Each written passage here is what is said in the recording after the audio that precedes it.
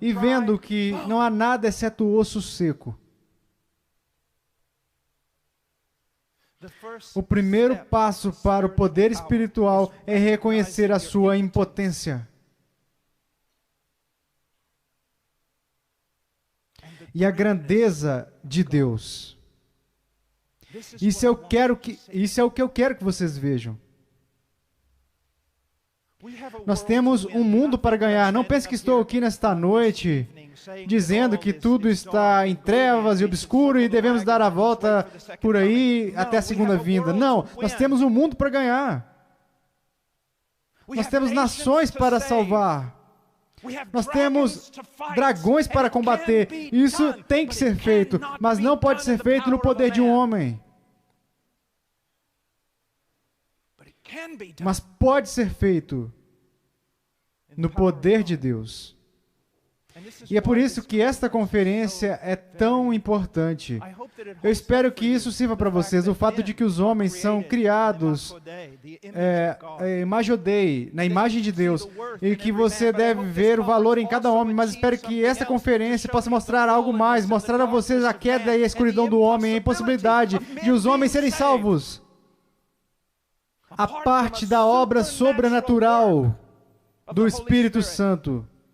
Eu creio que durante a regeneração de uma alma, irá se manifestar um poder de Deus ainda maior do que na própria criação do universo, porque Ele criou o universo ex nihilo, do nada, mas quando Ele salva um homem, Ele recria uma enorme humanidade caída e corrupta, e transforma isso em algo glorioso, um Filho de Deus. Pode ser feito. O reino pode e será avançado, mas não pelo seu poder. E não pelo meu, mas pelo poder de Deus. Oh, conceda-me, homens fracos, e eu irei virar o mundo de cabeça para baixo. Então agora, para entender a impossibilidade disso, nós temos que olhar por um momento para o homem. E não apenas para o homem, mas para a nossa cultura. E eu quero que vocês pensem agora a respeito do que é o homem. As Escrituras dizem, as Escrituras testificam que o homem está espiritualmente morto. Agora, o que isso significa? O que isso significa? Ora, eu quero que a gente marque aqui por um momento e que a gente vá para uma das melhores explicações em todas as Escrituras, e está em Efésios capítulo 2. Agora, nós não vamos muito longe neste texto, mas temos muito a dizer nessa noite também. Eu quero que vocês vejam as coisas debaixo de uma perspectiva diferente. Em Efésios 2, versículo 1, diz: Ele vos deu vida, estando vós mortos nos vossos delitos e pecados, nos quais andastes outrora, segundo o curso deste mundo, segundo o príncipe da potestade do ar, do Espírito, que agora atua nos filhos da desobediência, entre os quais também todos nós andamos outrora, segundo as inclinações da nossa carne, fazendo a vontade da carne e dos pensamentos, e éramos por natureza filhos da ira, como também os demais. Agora,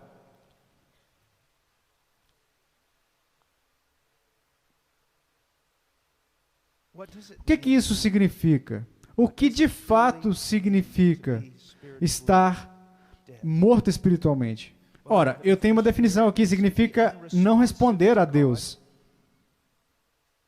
Totalmente, completamente indiferente a Deus, mas responsivo a todos os estímulos pecaminosos, tanto humanos quanto demoníacos. Agora, mesmo se isso não te chocar, mas veja bem, se você entendeu este texto corretamente, se você entendeu o que eu estava dizendo, você tem que ficar chocado. Você precisa ficar chocado. E veja, esse é o trabalho do pregador. Você olha para este texto e você boceja. Você olha para este texto e você coloca numa categoria da doutrina reformada, quando você deveria olhar para este texto e chorar. O que está dizendo sobre o homem? Ora, pense sobre isso. Ora, antes de chegarmos ali, vamos ver o que não está dizendo. Não está dizendo que o homem está flutuando na tempestade e está rogando pela ajuda de Deus. Não está dizendo que o homem está boiando inconsciente na água e precisa ser reanimado só um pouquinho para que ele estenda a sua mão e aí um Salvador possa segurá-lo e salvá-lo. O que está dizendo?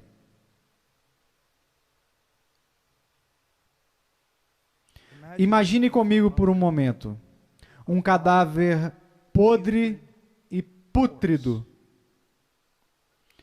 no fundo de uma fossa. Uma fossa que foi criada pela sujeira moral e a poluição excretada daquele corpo, desse homem. Você vê, você ouve, ele está morto.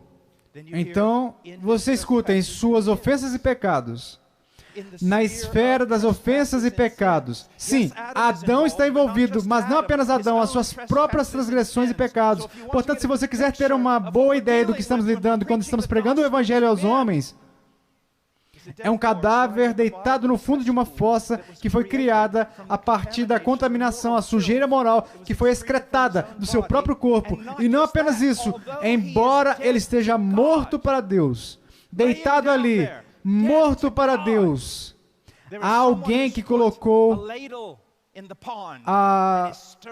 uma concha ali e está misturando. Ele pode estar morto para Deus, mas está animado. E ele responde ao pecado e aos demônios. Então venha até mim com a sua pregação ridícula e me diga como você irá ajudar os pecadores. Não para que esse pecador seja ajudado. Para isso é necessário uma demonstração magnífica do poder de Deus que vem apenas por meio da pregação do Evangelho, no poder do Espírito Santo. Mas agora não vamos parar aqui. Nós estamos falando de um indivíduo. Lembre-se, eu disse que iríamos falar sobre o homem. Nós falaríamos sobre o reino do homem, a cultura do homem. Então agora imagine que você tem este lago, essa fossa, com um homem dentro. Então você vê outro e outro. Uma poça corrupta após a outra. Todos fluindo para o mesmo rio, todos indo o mais rápido que podem, longe de Deus, em rebelião, em impureza, obstinados nessa cultura. Essa é a nossa sociedade. Esse é o nosso mundo. Agora, eu quero ler uma passagem em Judas. Ele está falando aqui sobre os falsos profetas, mas a aplicação é para o público geral. É assim que ele descreveria, sem qualquer recato, pastores que a si mesmos se apacentam. Esta é a nossa geração. Este é o nosso povo. Sem qualquer recato, pastores que a si mesmos se apacentam, nuvens sem água, impelidas pelos ventos, árvores em plena estação dos frutos, destes desprovidas, duplamente mortas, desarraigadas, ondas bravias do mar, que espumam as suas próprias sujidades, estrelas errantes, para as quais tem sido guardada a negridão das trevas para sempre. Esta é a humanidade. Agora, qual ferramenta você irá tirar do seu bolso para curar isso?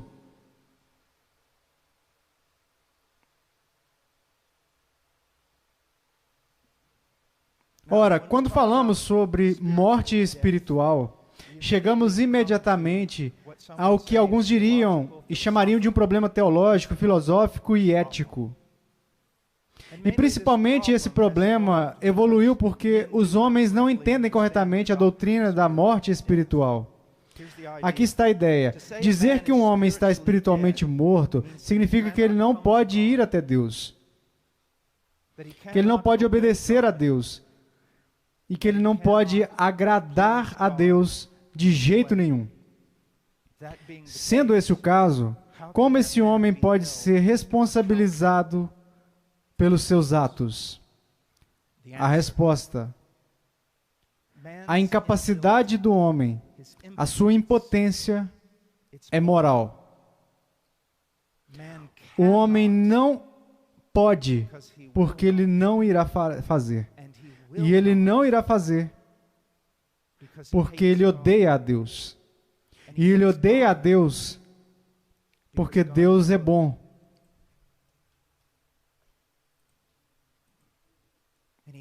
E ele odeia um Deus que é bom, porque ele, o homem, caiu.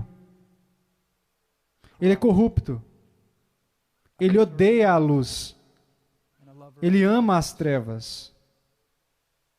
Veja bem, é por isso que e isso não é um sonho para mim. Quando eu estou no púlpito pregando para os perdidos, ou estou no meio de uma praça pregando para os perdidos, eu sou como Ezequiel. E eu estou em um vale de ossos secos e não há nada que possa ser feito por essas pessoas. Mas Deus pode. Mas Deus pode. Mas Deus pode. Agora, deixe-me dizer dessa forma: incapacidade espiritual. A incapacidade espiritual do homem é o resultado da sua hostilidade voluntária. Agora eu quero dar a vocês uma ilustração. Se Deus desse um livro, o seu livro, a um cego, então condenasse esse cego porque ele não consegue ler o livro, isso seria injusto. Mas esse não é o caso. Deus deu o seu livro a um homem que pode lê-lo, mas que se recusa a fazê-lo por ódio ao autor, ou até começa a lê-lo, e quanto mais ele o lê, mais ele odeia o autor, até que o joga no chão e xinga a Deus. Portanto, essa criatura, este homem, é totalmente responsável, porque é moral. Não é que ele não consegue enxergar. Ele pode enxergar, mas ele não quer. Eu quero dar a vocês algumas passagens das Escrituras para dar suporte ao que eu estou dizendo. Isso está encontrado ali em Romanos 1,18. Pois a ira de Deus é revelada do céu contra toda a impiedade e injustiça dos homens, que suprimem a verdade pela injustiça. Quanto o homem pode saber sobre Deus, a pessoa de Deus? Quanto o homem pode saber sobre a vontade de Deus? O homem pode saber o suficiente sobre a pessoa de Deus para odiá-lo. E pode saber o suficiente sobre a vontade de Deus para desprezá-la, rejeitá-la e abandoná-la. Portanto, o homem é culpado. Há um princípio que eu quero compartilhar com vocês, está em Gênesis 37:4. Apenas escute. Isso tem a ver com José e os seus irmãos. Diz, os seus irmãos de José, viram que seu pai o amava mais do que todos os seus irmãos e assim o odiavam. E não suportavam falar com ele de forma amigável. Eles não podiam dizer uma palavra gentil para ele. Agora pense sobre isso. Eles falavam a mesma língua. Viviam próximos. Mas o hebraico é bem claro. Eles não podiam, era impossível para eles falarem uma palavra gentil ao José. Por quê? Porque eles o odiavam. A maioria de nós que está no ministério há algum tempo já se deparou com casais que estão à beira do divórcio. E você diz a um deles, você precisa perdoar, você precisa perdoar, você precisa perdoar. E o homem ou a mulher cerra os punhos e diz, eu não posso perdoá-lo. Por quê? Porque eu o odeio. Porque eu o odeio. Vejamos João capítulo 3.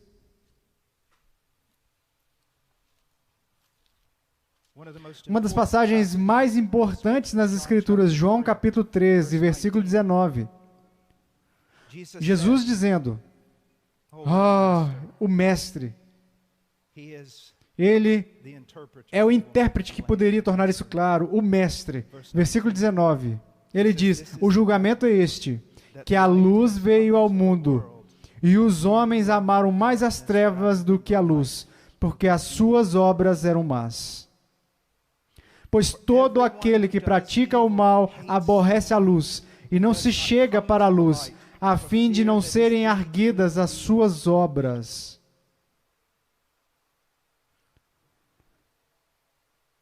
Eu tive um amigo há muitos anos na faculdade, e ele era um cara estranho.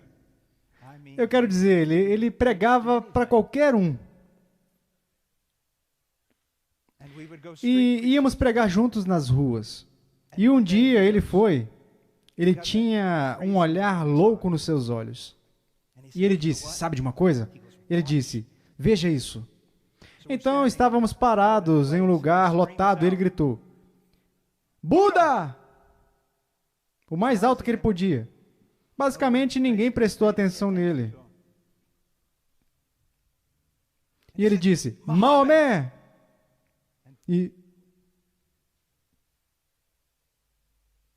Então ele disse: observe isso. Jesus! E a reação, ainda lá naquela época, há quase 40 anos, foi impressionante. Quero dizer, se você olhar para a vida de Cristo... Uma vez eu estava em uma entrevista em Detroit, e um homem disse, eu quero começar a entrevista fazendo essa pergunta: como você lida com o fato que tantas pessoas te odeiam? E eu disse: ora, eu realmente não sabia disso até agora, obrigado. Então eu disse isso, quando as pessoas dizem coisas ruins sobre mim, eu sempre me lembro que elas perseguiram a Cristo. Ele acenou com a cabeça, mas então eu disse: mas há uma grande diferença. Ninguém nunca teve um motivo para perseguir a Cristo. A minha ousadia, às vezes, tem sido impetuosidade. As minhas palavras já foram cortantes. Mas ninguém jamais poderia apontar para Jesus. Ainda hoje em dia, os inimigos de Cristo não podem apontar qualquer transgressão dele. Então, por que ele é odiado? E eu apresentaria a vocês o homem mais odiado deste planeta. Por quê? Porque ele era luz. Porque ele era justo. E às vezes, quando eu estou na universidade, eu digo: ele era luz, e eles dizem, sabe, sim, agora você vai falar sobre a sua moral pré-histórica, e aí você vai continuar com essa história pré-histórica de moralidade, certo e errado. Mas então eu jogo isso para eles. Eles não apenas o odeiam porque ele é justo e é luz. Eles não apenas o odeiam porque ele é bom, eles o odeiam porque ele é amor. E eles dizem: o que você quer dizer? O amor hoje em dia, vocês já viram? Evoluiu. O amor costumava ser definido como está nas Escrituras, creio. Autodoação, se doar. Mas hoje em dia o amor é o amor a si próprio. Então, quando alguém como Cristo aparece, ou o nosso Evangelho aparece, isso os inflama.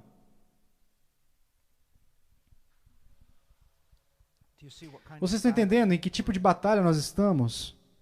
Veja, às vezes, e eu conheço alguns bons teólogos que erraram nessa área. Quero dizer, quando você pensa, eu vou mudar por um minuto, quando você pensa no inferno, é terrível pensar nisso. Quero dizer, se você realmente pensar a respeito disso, e tantos teólogos tentaram dançar em torno disso e explicar isso, que não há, ou que o homem é apenas aniquilado e pronto.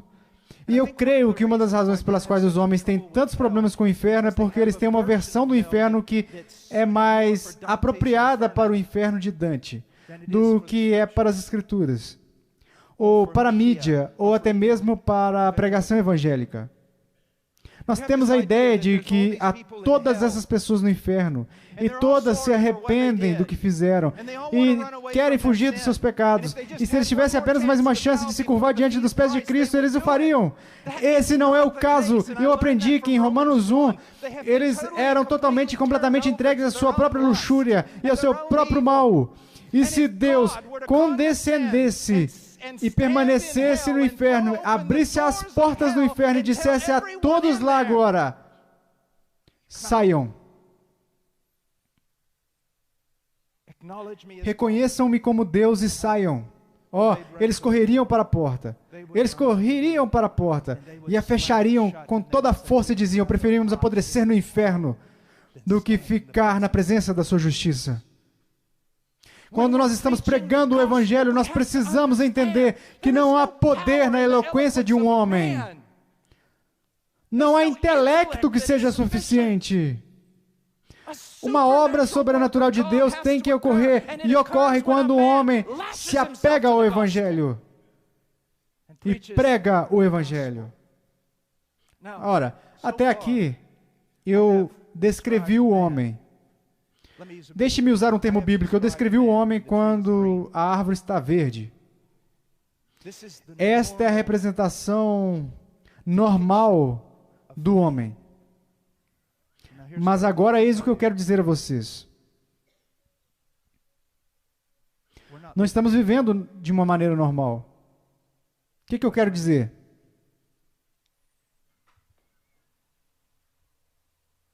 Estamos vivendo e trabalhando em uma cultura, agora. Eu creio, e eu vou dizer, o mundo ocidental, a Europa, os Estados Unidos, o Canadá,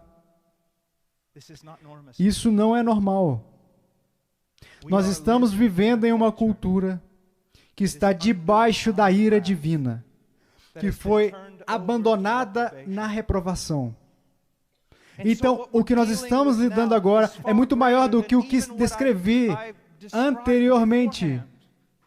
Vocês estão entendendo? Houve um tempo em que eu podia entrar em uma universidade e argumentar com as pessoas. Houve um tempo em que a lei da não contradição realmente teve um impacto sobre o homem secular. Isso não é mais o caso. Isso não é apenas porque um bando de professores se reuniu e ensinou a ideia contra a verdade absoluta. A nossa nação foi abandonada, entregue.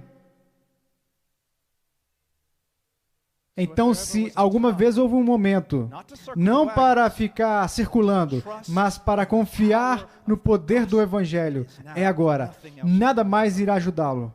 Houve um tempo nessa cultura, nos anos 90, quando tudo o que você tinha que fazer era pregar uma mensagem conservadora sobre os valores tradicionais americanos, e você podia encher as igrejas, e eles faziam isso.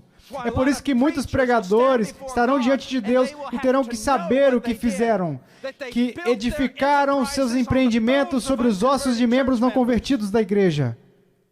Mas você não pode mais edificar uma igreja dessa forma. Ninguém quer Jesus, a menos que o Espírito de Deus mude a sua natureza.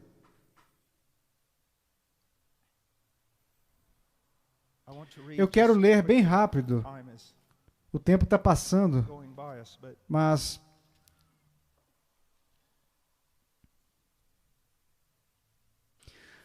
pois a ira de Deus é revelada do céu contra toda a impiedade e injustiça dos homens que suprimem a verdade e a justiça. Agora veja, eles são vítimas? Não, porque o que é conhecido sobre Deus é evidente neles. Pois Deus tornou isso evidente para eles. Pois desde a criação do mundo, seus atributos invisíveis, seu poder eterno, a sua natureza divina foram claramente vistos, sendo compreendidos por meio do que foi feito para que sejam indesculpáveis. Pois, embora conhecessem a Deus, eles não o honraram como Deus, nem deram graças, mas eles se tornaram inúteis em suas especulações, e os seus corações tolos foram obscurecidos, dizendo-se sábios, tornaram-se tolos, e trocaram a glória do Deus incorruptível por imagem corrupta do homem, de aves, de quadrúpedes e répteis, e continua, e vai adiante, cada vez mais, em uma decadência moral. Mas aqui está o que eu quero que vocês vejam. Quando você vê todos os pecados que estão em Romanos capítulo 1, não faça o que a maioria das pessoas faz. Eles veem esses pecados e dizem, por causa desses pecados, o julgamento de Deus virá sobre a América. Não! Se você vir esses pecados, o julgamento de Deus já veio sobre a América. Isso é o que vocês têm que entender, porque o pecado aqui, e é isso que me deixa irado, o grande pecado aqui, não é o que vocês pensam. Não é o que os homens fazem a si mesmos ou o que os homens fazem aos outros homens. O grande pecado aqui é que, embora eles conhecessem a Deus, eles não o desejaram. Vocês precisam entender algo. Não há nada, ninguém mais precioso para Deus do que o seu Filho. Tudo o que Deus já fez, Ele fez por seu Filho. A sua salvação foi realizada para o seu Filho. Ele está reunindo um povo para o seu Filho. Na mente de Deus, tudo tem a ver com o seu Filho. E assim, o grande pecado da América, o grande pecado da Europa, séculos de pregação do Evangelho, rejeição após rejeição, após rejeição, após rejeição, daquele que é mais precioso aos olhos de Deus, o seu Filho. E é por isso que qualquer tentativa de tornar este país conservador novamente, ou grande mais uma vez, ou qualquer coisa, irá falhar. Porque Deus está preocupado com uma coisa, e não é uma coisa, é uma pessoa, é o Filho dele. Estar bem com Deus, seja você um indivíduo ou uma nação, tem a ver com amar seu Filho. Agora, eu quero mostrar outra coisa. Vamos para Isaías. E vou falar mais sobre o julgamento de Deus sobre o Oeste.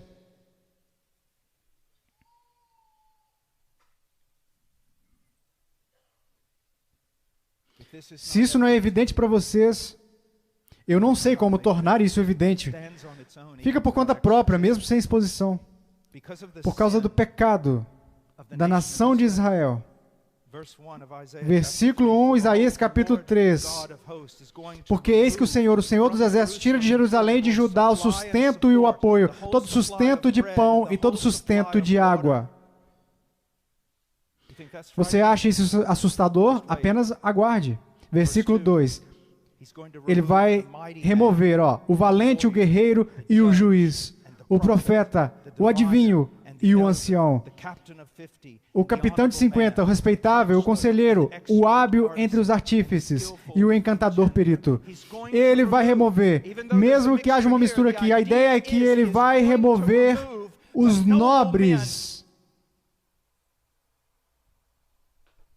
os líderes dignos, ele vai removê-los do povo. Veja o versículo 4. Dar-lhes-ei meninos por príncipes, e crianças governarão sobre eles. Essa não é a nossa nação?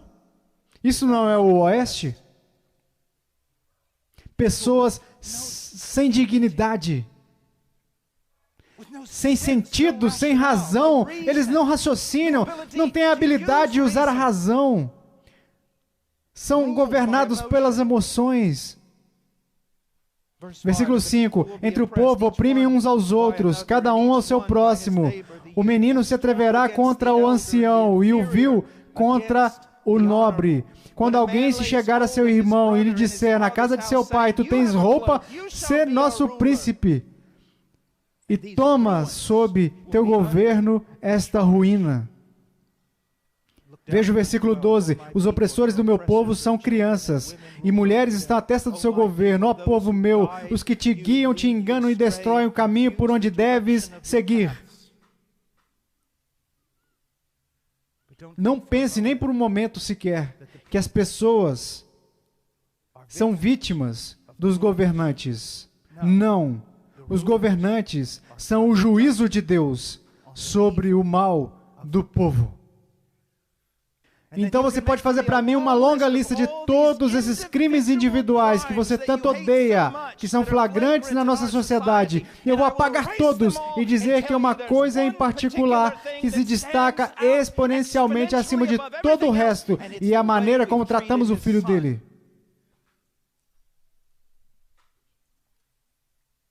Isso é o que traz reprovação. E é a rejeição de Deus por meio da rejeição do seu filho. Ora, aqui está a questão. Pregadores, o que vocês irão fazer para remediar isso?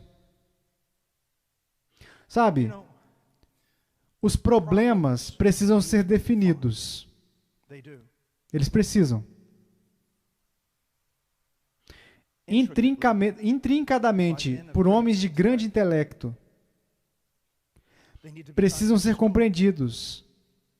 Mas não basta identificar problemas e falar sobre eles. Não basta simplesmente explicar tudo isso com precisão. A questão é, o que iremos fazer? E não há nenhum lugar no Antigo ou no Novo Testamento que me diga que, como ministros de Cristo, devemos contornar os obstáculos e nos esconder. Devemos seguir adiante. Temos um rei que vai adiante, conquistando para conquistarmos. E aqueles que cavalgam atrás dele estão debaixo do seu controle soberano. E aqueles que não lidarem corretamente com ele, ele irá lidar corretamente com eles. Nunca houve um momento como este. Fique de pé.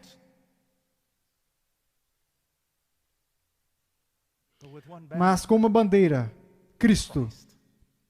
Cristo. Cristo. O que você vai fazer, pregador? Como você vai cortar todo esse mato? O que você vai fazer? Personalidade? Isso vai resolver? Quantas igrejas nos últimos 30 anos foram edificadas com base em personalidade, psicologia, eloquência? O apóstolo Paulo diz que isso só atrapalha. Entretenimento? Marketing? Ou vamos chegar mais perto de casa? O intelecto. Ora, não se engane, o intelecto é extremamente importante. Devemos crescer no conhecimento de Cristo, e esse é o fundamento para todos os outros crescimentos. Mas apenas o intelecto? Uma vez, creio que estava falando com o antigo Richard Owen Roberts, o antigo avivalista. E creio que ele disse isso, ou citou outra pessoa. Ele disse que a diferença entre o homem de Deus, os homens de Deus do passado e os homens de Deus de hoje em dia, é que os homens de Deus do passado sabiam algo do poder de Deus, e os homens de Deus de hoje são um tanto inteligentes.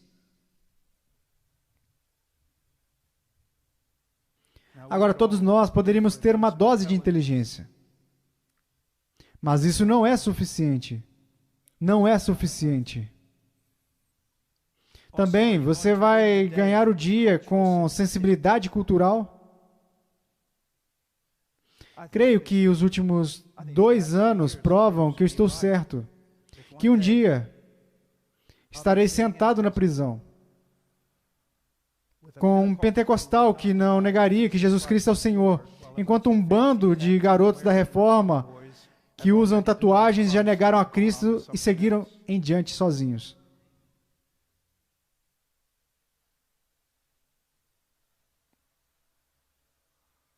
O que nós iremos fazer? Iremos dar uma trégua à cultura? Trabalhar até a morte para tentar provar a eles que não somos tão burros quanto eles pensam que somos? Seremos como caniços, agitados pelo vento? Pessoas assim pertencem a palácios e a políticos. O que precisamos hoje em dia são de profetas. Precisamos de homens que fiquem atrás de um púlpito, mas não apenas em um púlpito, nas ruas e na selva. Que clamem, assim diz o Senhor, não porque receberam uma visão, mas porque têm o texto e conhecem a Deus.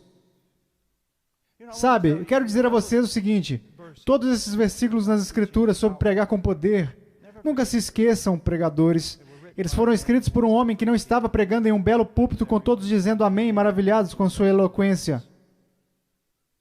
Foi escrito por um homem que foi espancado praticamente até a morte quase todas as vezes que pregou. O poder não é necessário para homens protegidos. O poder não é necessário para homens que estão seguros. O poder é necessário quando você sai e se lança no meio do campo do inimigo.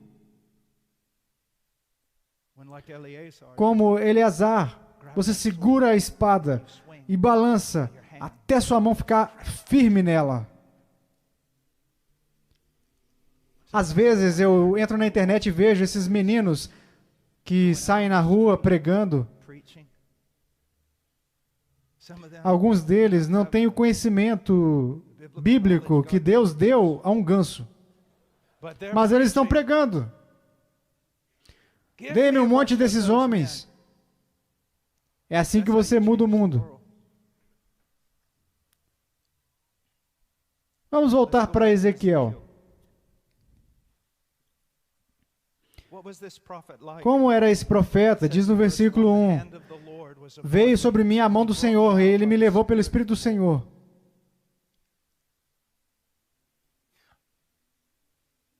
Agora, isso é usado frequentemente em Ezequiel. Mas isso é a sua preocupação? Eu tenho idade suficiente para ter participado de grandes discussões com o que nós chamaríamos de homens da antiga vanguarda. Não apenas os calvinistas da antiga vanguarda, mas Henry Hill, abundância de leitura de Tozer e outros. Nós adoraríamos fazer isso. Você é um homem de Deus. Não que você seja grande, não que você esteja fazendo conferências, não que seu nome esteja em todos os lugares, mas Ele conhece você em particular. O seu nome é conhecido no céu. Ele escuta você. Você passa a madrugada com Ele, você é um homem de Deus, a mão dEle está sobre você, você pode estar pastoreando 25 pessoas, mas você é um homem de Deus. Você tem essa segurança.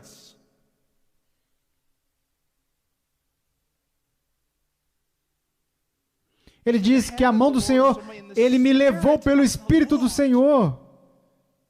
Oh, que coisa linda e terrível é ser guiado pelo Espírito. Ser capacitado pelo Espírito.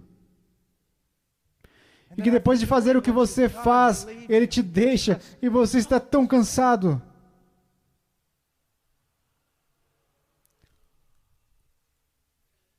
Eu não irei permitir que uma multidão de hereges, ensinando uma multidão de falsas doutrinas sobre o Espírito Santo, roube a minha herança de mim.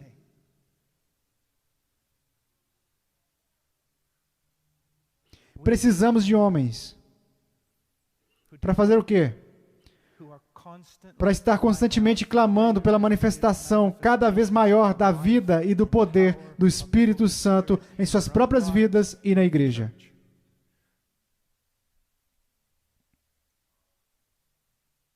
E o que aconteceu? Ele foi chamado pelo Senhor, ele foi conduzido pelo Espírito. Qual foi a atitude dele perante os ossos? Não diz para nós aqui, mas eu tenho uma ideia de como era, porque ele era um homem de Deus. Então, tudo o que precisa é encontrar outro homem de Deus que tenha visto ossos semelhantes. E me pergunto como isso o afetou. Eu quero apenas ler a passagem antes de dizer o que é. Eu disse coisas muito duras e pesadas contra os meus semelhantes. Mas qual deve ser a nossa atitude? Digo a verdade em Cristo, não minto, testemunhando comigo no Espírito Santo a minha própria consciência. Tenho grande tristeza e incessante dor no coração, porque eu mesmo desejaria ser anátema, separado de Cristo por amor de meus irmãos, meus compatriotas segundo a carne. Como você enxerga o que na sua categoria pareceria o pecador mais vil. Tristeza? Às vezes, o pregador acha difícil até mesmo andar na calçada ou em um shopping. Perdição, pessoas perdidas, pessoas machucadas. Seus olhos têm cores diferentes, os nomes são diferentes. Eles sangram quando são cortados. Quando você olha para a cultura, às vezes temos um desejo, vemos as notícias e queremos derramar maldição do alto. Queremos que o fogo caia do céu. Mas a única razão pela qual você está sentado aqui e não foi amaldiçoado por Deus é a graça soberana dele. Isso deve significar algo para vocês. Ouça o que Paulo, aqui em Romanos 9, foi Paulo, claro, mas veja o que ele diz em outra passagem. Se vocês puderem aguentar só por um minutinho, deixa eu achar. Ele diz: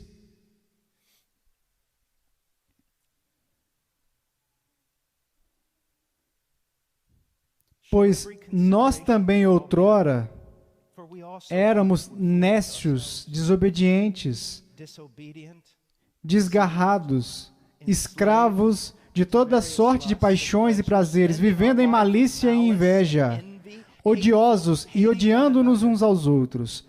Quando, porém, se manifestou a benignidade de Deus, nosso Salvador, e o seu amor para com todos.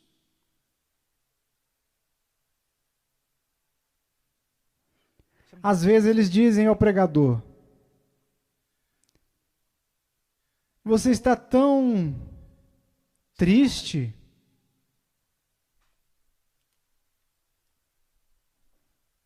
Sim. Sim. Isso vai te matar, sabe? Rapidamente. Sim. Suponho que sim. E eu irei me juntar a Brainer, McShane. Sim. Ora, o pregador nunca se arrepende do que você deu a ele. Somos administradores do Evangelho de Jesus Cristo. Com um título como esse, você não precisa de reputação. Você pode lavar os pés de qualquer um, até mesmo do seu inimigo. Vamos, sabe, nos últimos 20 anos, ouvimos isso várias vezes, e é tão verdade. É tudo sobre a glória de Deus, tudo sobre a glória de Deus, tudo sobre a glória de Deus. Isso é tão verdade. Não pode ser enfatizado o suficiente, mas lembre-se, há um segundo mandamento semelhante a esse. Ame o seu próximo. Ame as pessoas. Ame o pior deles. Eu suponho que seja uma coisa terrível ser um grande pecador antes de se converter. Mas posso falar por experiência própria, que contém uma bênção amarga. Você se lembra do que foi? Você se lembra do que você foi? O amor não é uma coisa na vida cristã. Ele é a coisa.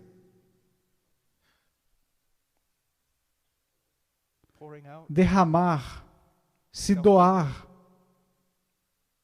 Não apenas assistir essas pessoas nas notícias e sentir ódio delas.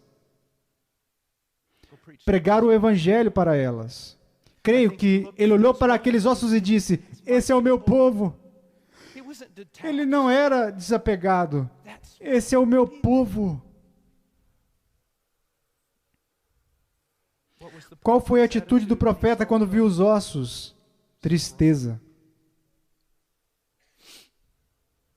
Mas então, vamos voltar para Ezequiel. Versículo 3. Deus disse a ele: filho do homem, acaso poderão reviver estes ossos? Respondi: Senhor Deus, tu sabes. Eu amo isso. ele não presumiu da graça de Deus, mas ao mesmo tempo ele não duvidou da graça de Deus ou do seu poder. Deus, se o Senhor quiser que eles vivam, eles viverão. Há uma coisa linda quando tudo tem a ver com Deus e somente Deus pode fazer isso. Há uma segurança nisso.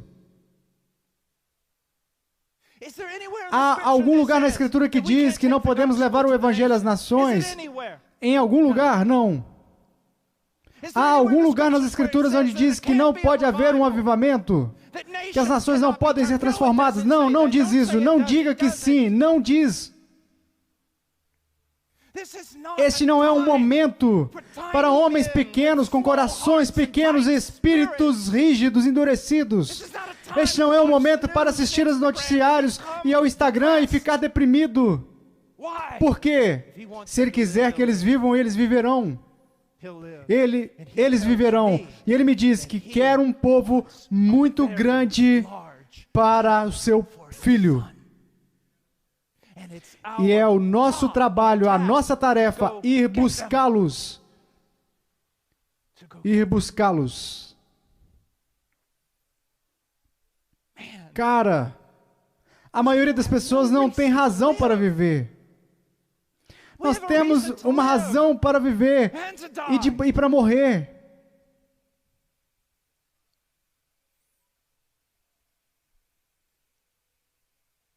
Qual foi a atitude do profeta? Esperança em Deus. Tristeza quando ele olhou para os ossos. Mas quando ouviu a voz de Deus, ele teve esperança.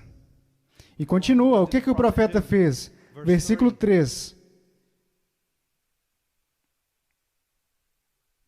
Versículo 4. Disse-me ele, profetiza. Ele profetizou. Versículo 7. Então profetizei segundo me for ordenado. Ele profetizou.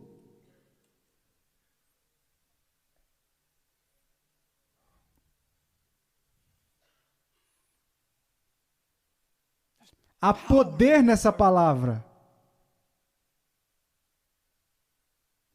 Ele pronunciou a palavra de Deus. Se você é um pregador aqui, que privilégio foi dado a você para profetizar, para pregar, não através de visões, não por sentimentos, mas pela palavra inspirada, inerrante e infalível. Mas agora eu quero dizer algo por um momento sobre a pregação. Eu quero passar para a instrução de Paulo a Timóteo.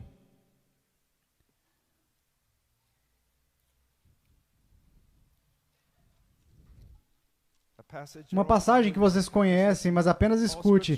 Toda a Escritura é inspirada por Deus e útil para o ensino, para a repreensão, para a correção, para a educação na justiça, a fim de que o homem de Deus seja perfeito e perfeitamente habilitado para toda boa obra. Conjuro-te perante Deus e Cristo Jesus, que há de julgar vivos e mortos pela sua manifestação e pelo seu reino. Prega a palavra. Insta, quer seja oportuno, quer não, para fornecer a eles o máximo de informação que seu cérebro pode suportar. Não é isso que está dizendo. Não é isso que está dizendo. Há o momento certo para a pesquisa do Novo Testamento. Há o lugar certo e o momento certo para a escola dominical. Mas isso não é pregação.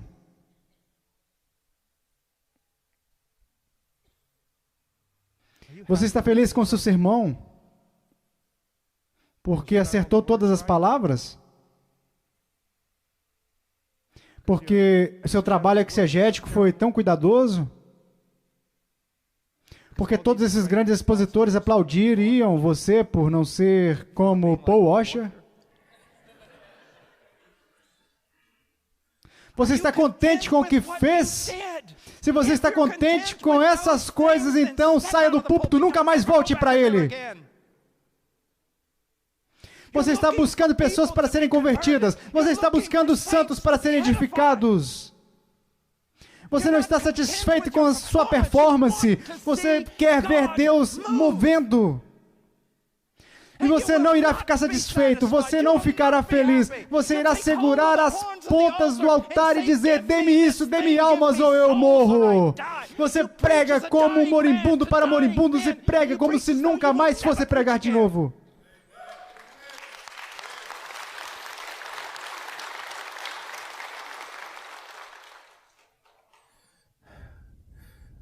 A sutileza de algumas das nossas pregações minou a força de vocês.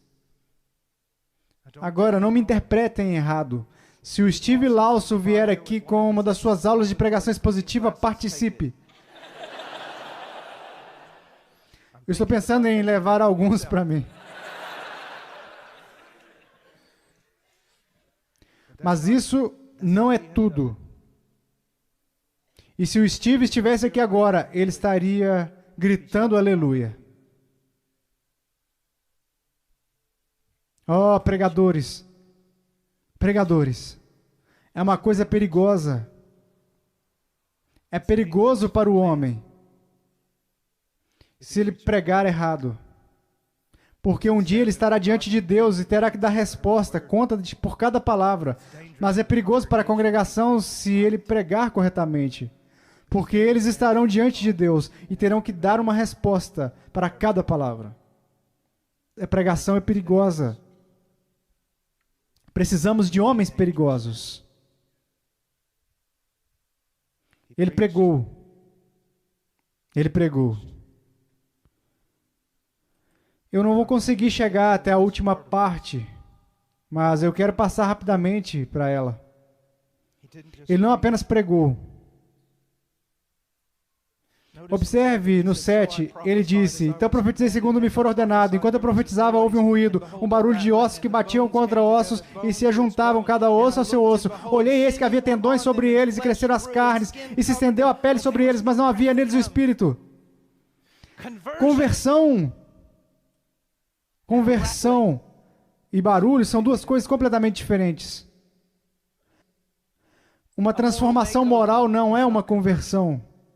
Frequentar a igreja não é uma conversão. E eu temo que muitos pregadores tocam na arca de Deus para confirmar ou colocar alguma afirmação em uma pessoa que ainda não se converteu. O pregador, ele tem que arar, semear e regar. E sim, a conversão pode vir em um momento, ou pode demorar meses, nos quais o pastor fiel volta repetidamente. Há uma história que eu amo compartilhar, eu já contei ela 1 milhão de vezes. Quando eu estava perto do Alasca, eu estava pregando e havia um senhor. Quando eu subi no púlpito, era um homem monstruoso. Ele era o ser humano mais triste que eu já tinha conhecido.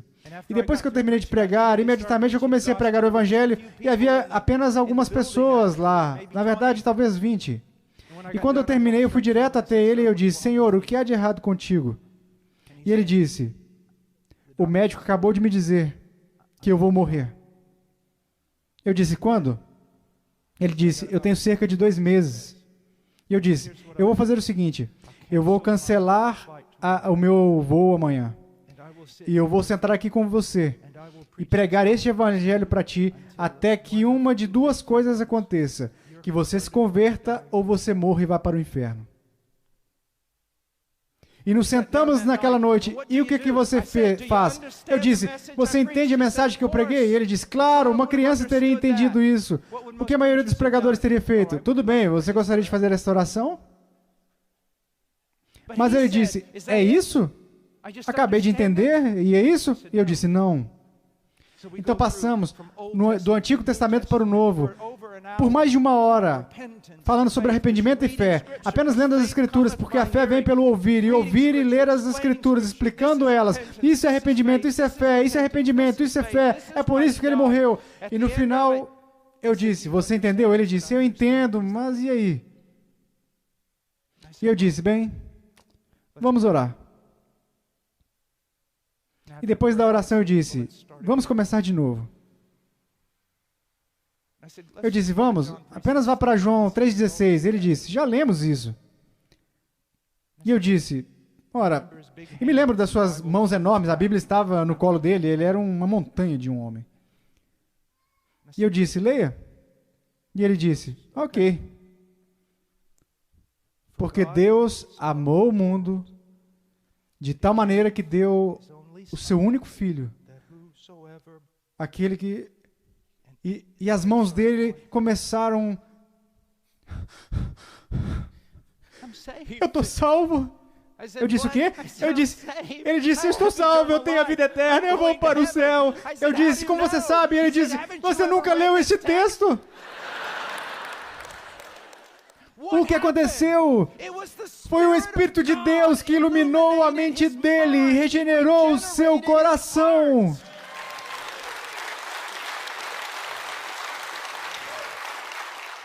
E eu não precisei convencê-lo de que ele iria para o céu. Oh, há tanto poder no Evangelho. Se você deixar de lado todas essas bugigangas e ferramentas tolas e simplesmente pregar o Evangelho nu e cru. Uma última coisa. Então ele me disse, profetiza o Espírito. Profetiza, ó irmãos, há horas de pregação aqui. Ó filho do homem, e dize-lhe, assim diz o Senhor Deus, vem dos quatro ventos, ó Espírito, e assopra sobre estes mortos, para que vivam. Profetizei como ele me ordenara. O que é isso? Ora, há um debate. Mas eu resolvi isso no meu próprio coração. Ele estava clamando para que o Espírito de Deus fizesse o que o homem não é capaz de fazer. O homem pode fazer barulho. O homem pode criar ruídos. O homem pode edificar igrejas. Igrejas inteiras com 10.000 pessoas. Mas ele não pode converter uma alma. Ó irmãos, toda a batalha é vencida em oração. Não é brigar com os pecadores e com o mundo pecaminoso que luta com você. É uma luta com Deus, é na vigília noturna. É saber que você não tem nada. Mas ó, quando Ele vier. Quando Ele vier. Diga, onde você conseguiu tudo isso? Da Escritura.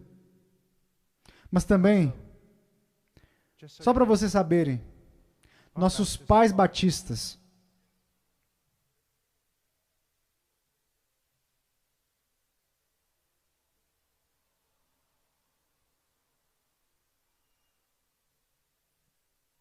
homens da palavra, homens de oração, que acreditam em um Deus sobrenatural,